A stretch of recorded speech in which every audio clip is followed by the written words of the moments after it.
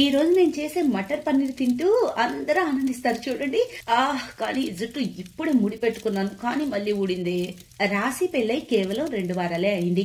రాశికి ఎక్కువగా వంటగదిలో ఉంటూ వంట చేయటం అంటే ఇష్టం. రాశికి ఎప్పుడు ఏదో ఒకటి వండి అందరికీ తినిపించాలని కోరిక ఉంది.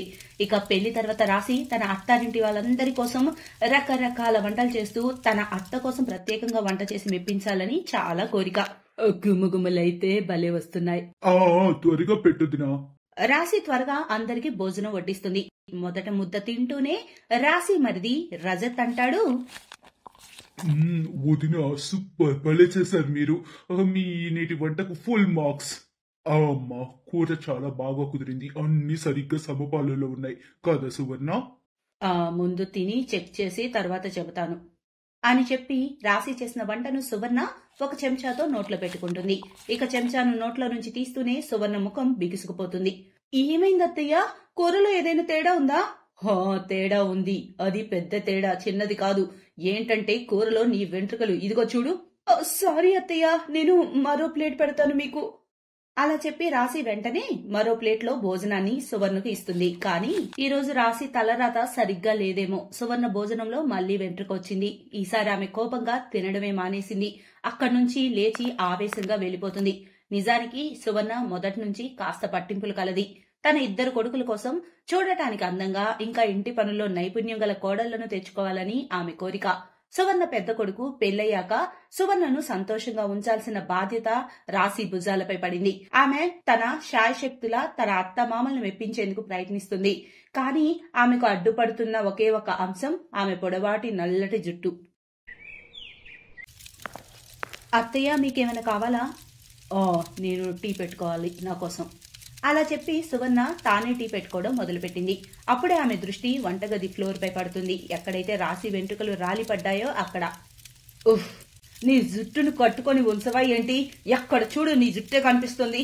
అత్తయ్య, నా జుట్టే అంతా, ఎంత ముడిపెట్టినా కాసేపటికే జారిపోతుంది. నాకు దీనివల్ల ఇబ్బందిగా ఉంది.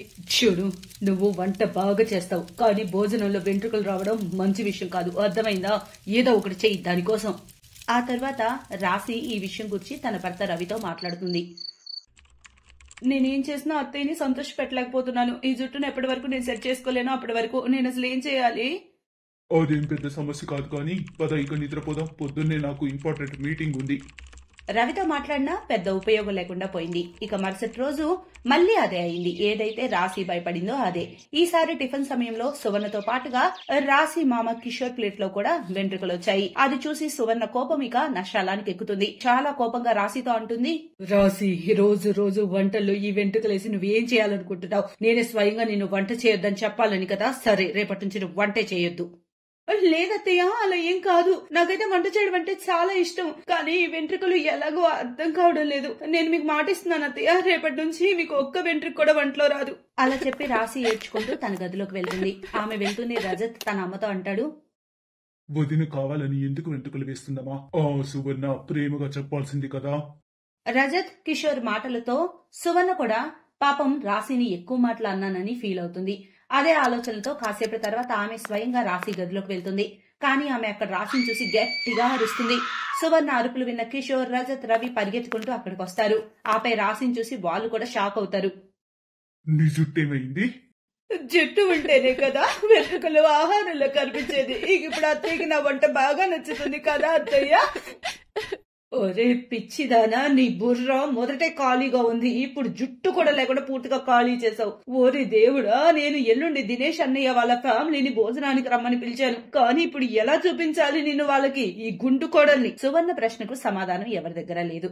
రాశికి గుండు చేపించుకుంటే తన సమస్య తగ్గుతుంది అనిపించింది, కానీ ఆమె అలా చేసి మళ్లీ సమస్యలు లేవనెత్తింది. కానీ ఆమె ఇప్పుడు తను అనుకున్నట్లు ఆమె అత్తను సంతోష పెట్టలేకపోయింది. రాశి, ఇది తీసుకో. ఇది నీకోసమే తెచ్చాను. ఈ విగ్ని ఎప్పుడు పెట్టుకుని ఉండు, సరేనా? రాశి వెంటనే ఆ విగ్ను పెట్టుకుంది. ఆ విగ్ రాశి అసలు జుట్టంత అందంగా అయితే లేదు, కానీ ఏదోలా రాశి అయితే అందరి ముందు బోడిగుండులా కనిపించకుండా ఉంటుంది. ఏదో ఒక అపాయంలో ఉపాయం అది. ఇక సాయంత్రం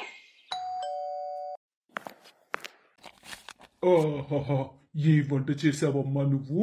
సువర్ణ, నిజంగా నీ కోడల రూపంలో సాక్షాత్తు అన్నపూర్ణ దొరికింది నీకు.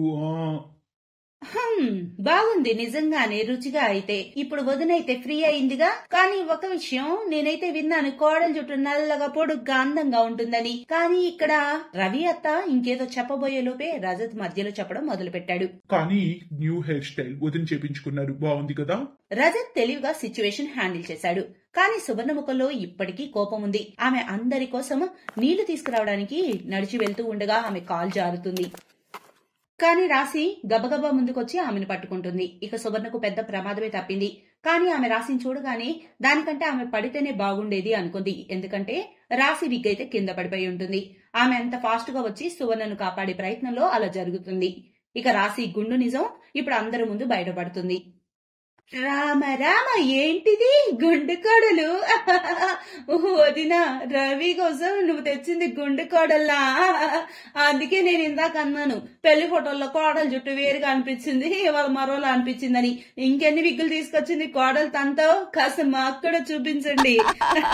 గుండు కోడలు, విగ్గు కోడలు. సువర్ణ వదిన ఆపకుండా రాశిని ఎగతాలు చేస్తూ నవ్వుతూనే ఉంది. రాశి ఇక మూలన నిల్చొని ఏడుస్తూనే ఉంది. అదంతా చూసి సువర్ణ బీపీ పెరిగిపోతుంది. విగ్స్ గురించి అయితే నాకు తెలీదు వదిన, కానీ మంచి గురించి సంస్కారం మాత్రం నింపుకొని వచ్చింది నా కోడలు. నాకు అదే చాలు. ఎందుకంటే నాకు గుండు కోడలైనా పర్వాలేదు, కానీ రోజు అత్త మమ్మల్ని ఏడిపించుకొని తినే మీ కోడలు లాంటి కోడలైతే నాకు అవసరం లేదు. బహుశా మీరు గమనించలేదనుకుంటా. రాశి కావాలనుకుంటే నన్ను పడేలా చేసుండొచ్చు, కానీ ఆమె ఒక్కసారి కూడా తన విగ్గు గురించి ఆలోచించకుండా నా జాగ్రత్త గురించి మాత్రమే ఆలోచించింది. నా కోడలు చాలా గొప్పది. సువర్ణ ఒక్కొక్క మాట రాశి బాధను దూరం చేస్తూ పోయింది. ఇప్పుడు ఆమెకు ఏ విషయం పట్ల బాధ లేదు. ఎందుకంటే ఆమె జుట్టు ఇవాళ కాకుంటే రేపు తిరిగి వస్తుంది. కానీ ఆమె అత్త నమ్మకాన్ని గెలుచుకోవడానికి ఆమె చేసిన ప్రయత్నం ఆఖరికి ఎట్టకేలకు ఫలించింది. నవ్య సన్నటి నడుంకి కాలేజ్లో అందరూ ఫ్యాన్సే. తన సన్నటి నడుము పైగా పొడవాటి జుట్టు తన అందాన్ని ఇంకా పెంచేవి. నవ్య తనపై తను శ్రద్ధగా ఉండేది. ఉదయాన్నే లేచి తను యోగా మరియు ఎక్సర్సైజెస్ చేసేది. నవ్య గ్రాడ్యుయేషన్ అయిపోగానే తన తల్లిదండ్రులు ఒక మంచి అబ్బాయిని చూసి తనకి పెళ్లి చేసేస్తారు. పెళ్ళయ్యాక నవ్య తన అత్తగారింటికి వెళ్తుంది. ఆ ఇంట్లో భర్త, అత్తగారు మరియు ఆడబడుచు ఛాయ ఉంటారు. నవ్య ఒక సన్నటి నడుము గల అమ్మాయి, కానీ ఛాయ బాగా లావుగా ఉంటుంది.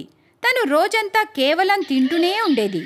ఒకరోజు ఉదయం ఛాయ టిఫిన్కి చోలే భటూరే తింటూ ఉంటుంది. ఆపవే, నువ్వు ఎప్పటికి మారుతావో? నీకు చాలాసార్లు చెప్పాను లైట్గా ఫుడ్ తినమని. నీ వెయిట్ చూసుకుంటున్నావా? అమ్మా, నాకు ఆ గడ్డి సలాడ్లు తింటే అస్సలు కడుపు నిండదమ్మా. అత్తయ్యగారు కరెక్టే చెప్తున్నారు వదినా, కొంచెం తగ్గించొచ్చు కదా. కోడల్ని చూడవే, తను ఎంత బాగా మెయింటైన్ చేస్తుందో. తన సన్నటి నడుము, దాంతో ఆ పొడవాటి జుట్టు మాకు తను చూడగానే నచ్చేసింది. అందుకే మీ అన్నయ్య వెంటనే పెళ్లి కొప్పేసుకున్నాడు. రేపు నిన్ను చూడ్డానికి పెళ్లి వాళ్ళొస్తే వాళ్ళు ఏమంటారో ఏంటో. వదినేమో సన్నగా ఉంటుంది, మరదలేమో ఆలులాగా ఉంటుందని అంటారే. అమ్మా వదినల మాటలకి ఛాయకి చాలా కోపం వస్తుంది. ఆ కోపంతో తను అక్కడి నుండి వెళ్ళిపోతుంది. తన రూమ్కి వెళ్ళి చిప్స్ తింటూ ఉంటుంది. అలాగే కొద్ది రోజులు గడుస్తాయి. అత్తగారింటికి వచ్చాక కూడా నవ్య యోగా మరియు ఎక్సర్సైజెస్ చేయడం మానలేదు. తనని బాగా మెయింటైన్ చేసుకుంటూ ఉంటుంది. కమల యొక్క బంధువులు, స్నేహితులు అందరూ నవ్యాని బాగా పొగిడేవారు. వా కమలా, ఎంత అదృష్టమో, నీకింత అందమైన కోడలు దొరికింది. తన సన్నటి నడుము, పొడవాటి జుట్టు, ఆహాహాహా ఎంత అందమో. లేదంటే ఈ రోజుల్లో ఆడపిల్లలందరూ ఏవేవో పనికిరాని తిండి తింటున్నారు. అడ్డమైన చెత్త కావాలంటున్నారు. వాళ్ళ నడువులైతే ఇక బస్తాలే అనుకో. అలా కాలం గడుస్తూ ఉంది. ఒకరోజు ఛాయాని చూసేందుకు ఒక నల్లటి బట్టతల అబ్బాయి తల్లితో కలిసి వస్తాడు. ఒక పక్క నవ్య సన్నటి నడుముతో శారీలో చాలా అందంగా ఉంటుంది. కానీ ఛాయ మాత్రం శారీలో ఇంకాస్త లావుగా కనిపిస్తుంది.